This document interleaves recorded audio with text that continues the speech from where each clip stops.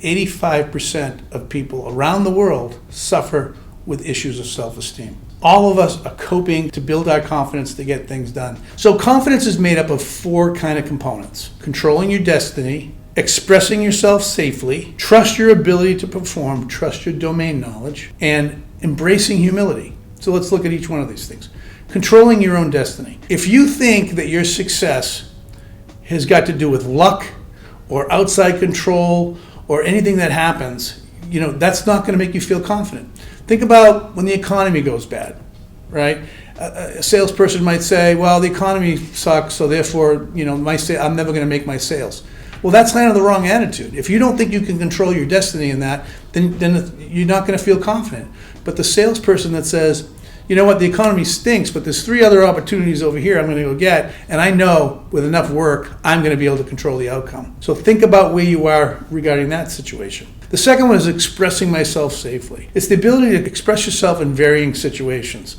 It's your self-belief in feeling heard and relevant and understood.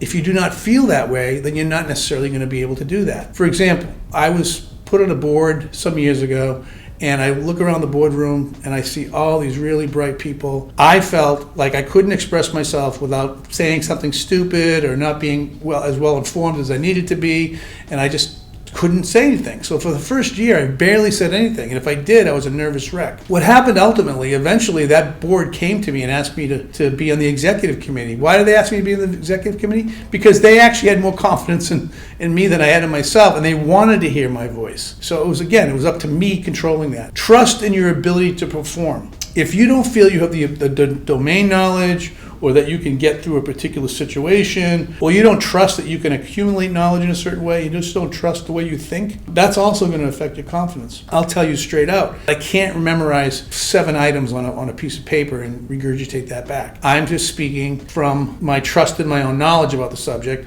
and that makes me feel comfortable. That's the way I think. So I trust my ability to do that, therefore I have confidence. Other people trust their ability to memorize things, and that gives them confidence. But if you don't trust your domain knowledge and your ability to process information and be agile in thinking about certain things, that's going to affect you. And finally, being a perfectionist is a problem. Humility is first of all, humility attracts people. The best leaders show humility. There's nothing wrong with saying, I don't know that answer, but let me get back to you. That's more attractive than pretending like you know the answer, or stumbling over the answer, or giving some answer that you didn't need to give. It's better just to be humble about that and say, look, I don't know that. That's extremely attractive, and it also frees you up to not have to be perfect and know everything. In fact, being a perfectionist is a problem. I don't need to know everything there is about a particular situation. It doesn't mean that I won't go research it, look it up, find out more about it, and learn about it. That's better than me feeling like I have to have the answer all the time. So if you are lacking some of these things in a particular situation, you can analyze which one of these things you're lacking, and then you can take action to change it. When you see confidence, what you really see is authenticity.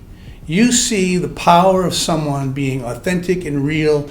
You see them being resourceful, creative, and whole. You see them being a human being that's going to help be part of the team or solve a problem or lead a group. That's what you want to do. So to build your confidence, you need to be as authentic as possible. If you like this video, hit subscribe below.